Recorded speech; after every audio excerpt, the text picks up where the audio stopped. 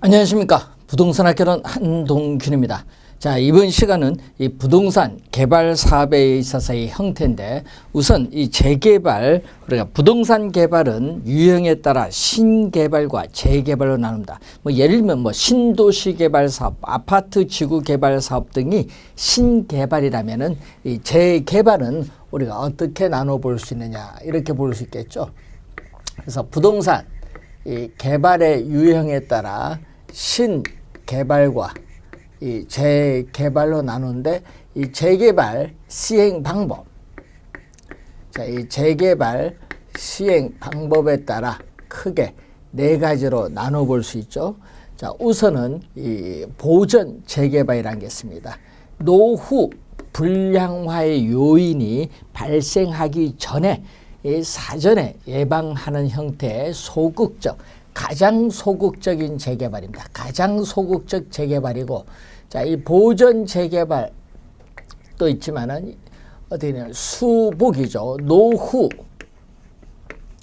불량화의 요인만을 제거하죠. 현재의 시설을 그대로 보존하면서 노후 불량화의 요인만 제거하는 형태의 재개발이 수복 재개발입니다. 자, 그래서 수복 재개발이 우리가 2회 시험에 한번 또 출제를 했던 내용이죠. 자, 22회 시험에 우리가 출제를 한번 했던 내용입니다. 자, 그리고 우리가 기존에 있어서의 시설에 있어서 우리가 확장, 개선하거나 또는 첨가를 통해서 물리적 시설을 원래로 우리가 회복하는 이 개량 재개발이 있습니다. 개량 재개발. 자, 개량 재개발이고, 특히 선진국에서는 뭘 하죠? 이 수복 개량 재개발을 중시를 하게 되겠죠. 선진국에서 중시하는 형태의 재개발이고, 기존의 부적당한 우리가 환경 시설을 철거를 하고 제거하고 새로운 시설로 교체하고자 하는 형태의 재개발이 바로 철거 재개발이죠. 우리나라에서 많이 행하는 방식이 철거 재개발인데, 문제는 이쪽으로 올수록 적극적이죠. 반대로 이쪽으로 갈수록 소극적이라는 것을 우리 염두에 두셔야겠죠. 이쪽으로 올수록 적극적이고, 자, 이쪽으로 갈수록 뭐다? 소극적이다. 가장 소극적인 재개발이 보전 재개발이다. 이렇게 보시면 되겠고, 자, 수복 재개발에 관련돼서 여러분들은 기본적인 개념을 한번 이해를 해 두실 필요가 있죠. 그래서 수복 재개발 한번 확인을 해 두셔야 되겠습니다. 자, 그리고 또 도시 및 주거환경 정비법이 있거든요. 자, 여러분이 공법에서 또 지문이 가끔 우리 시험에 또 출제를 하기도 하는데, 이 도시 및 주거환경 정비법이 있습니다. 도시 및 주거환경 정비법상에 이 정비 사업이 가끔 또 출제를 하기도 하죠. 자, 이 정비 사업을 보면은 이 주거환경 개선 사업이 있습니다. 자, 주거환경 개선 사업이라든지 우리가 주택 재개발 사업, 주택 재개발 사업, 또 주택 재건축 사업이라든지 도시 환경 정비 사업, 도시 환경 정비 사업이라든지 주거 환경 관리 사업, 자, 주거 환경 관리 사업이라든지 가로주택, 요즘 뉴스에서도 여러분 많이 들어보는 가로주택 정비 사업, 자, 이런 형태가 있는데, 자, 우선은 27회 시험에는 주거환경 관리사업이 출제했고, 도시환경정비사업은 22회 시험에 출제를 했던 용어죠. 또 우리가 주택 재개발 환경도 가끔 지문에 우리가 출제될 수 있기 때문에 좀 주의를 또 우선 해둬야 될 용어가 되겠습니다. 자, 그리고 용지, 이 토지의 취득 방식에 따라 나오죠. 자, 이 토지의 취득 방식에 따라, 즉 용지의 취득 방식에 따라 개발을 분류하는데, 우선은 토지 형질 변경 사업이죠. 그래서 단순 개발 사업입니다. 자, 이 단순 개발 방식은 토지 소유자에 의한 자력 개발입니다.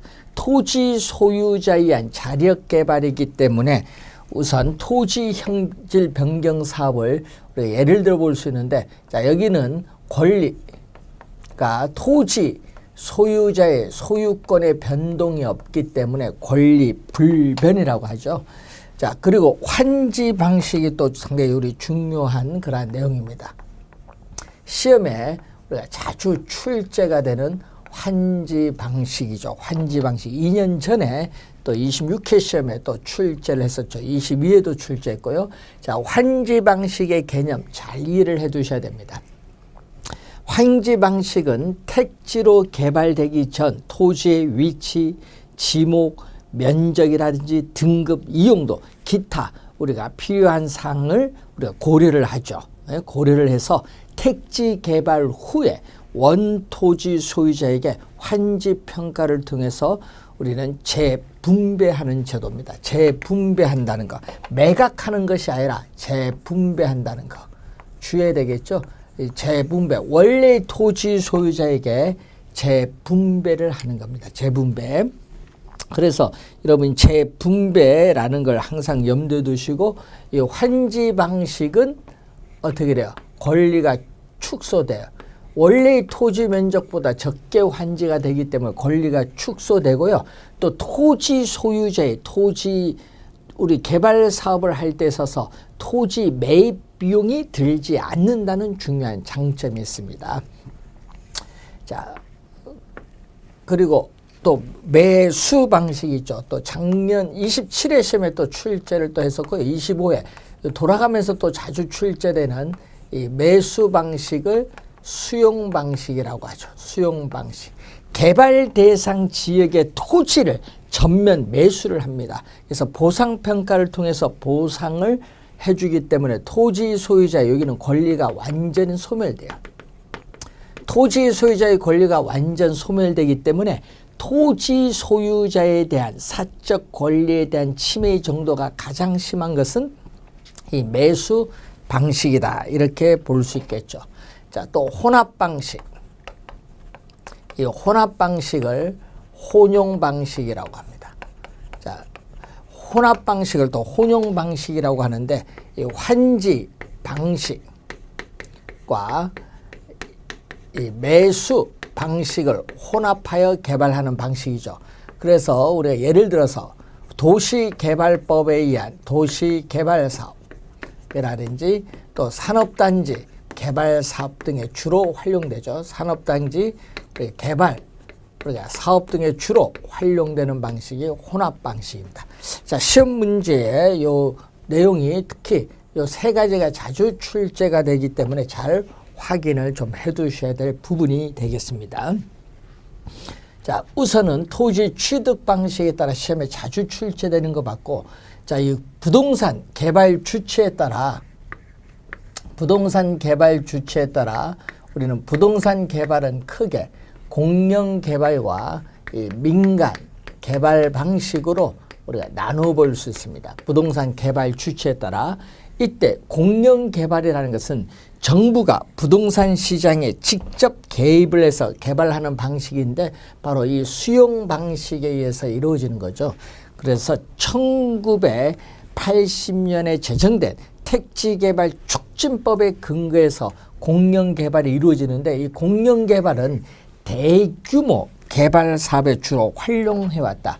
그래서 정부에 있어서의 부동산 시장에 있어서의 직접 개입의 방식이다. 직접 개입의 방식으로 나타나는 게 공영개발입니다. 정부가 부동산 시장에 직접 개입해서 개발하는데, 또 시험 지문에 보면은 장단점이 또 자주 출제를 하고 있죠. 장점은 개발 대상 지역의 토지를 전면 매수를 하죠. 그래서 보상 평가를 통해서 보상을 해줍니다. 그래서 저렴하게 매수해서 조성된 택지를 비싼 가격으로 매각함으로써 개발 지역에서의 개발 이익을 우리는 환수할 수 있는 장점이 있다. 개발 지역에서의 개발 이익을 환수할 수 있는 장점이 있고, 또 환지 방식에 비해서 우리는 공공용지를 보다 또 쉽게 확보할 수 있고, 또 대량의 택지의 공급이 가능하고 계획적인 토지 이용이 가능하기 때문에 토지 이용의 효율성을 높일 수 있는 장점이 있죠. 자, 시험에 이 장점이 또 자주 나오는데, 토지 소유자와 이 수용자, 개발사업 시행자인 수용자 사이에 보상과 관련해서 우리가 갈등을 초래할 수도 있다는 단점이 있고, 또 용지 보상 비용을 한꺼번에 지출하기 때문에 통화량이 팽창이 돼서 물가가 상승할 우려가 있죠. 또 인근 지역의 대토론에서 또 인근 지역의 집가를 앙등시킬 우려가 있다. 그런 것도 우리는 단점입니다. 그래서 단점이 또 우선 시험 지문에 자주 출제를 하죠. 이 27회 시험에 또 단점이 출제를 했습니다. 자, 그래서 이 공영 개발에 관련된 내용 한번 확인해 보시고, 또 이 기본 원칙은 14회 시험에 한번 출제했었죠.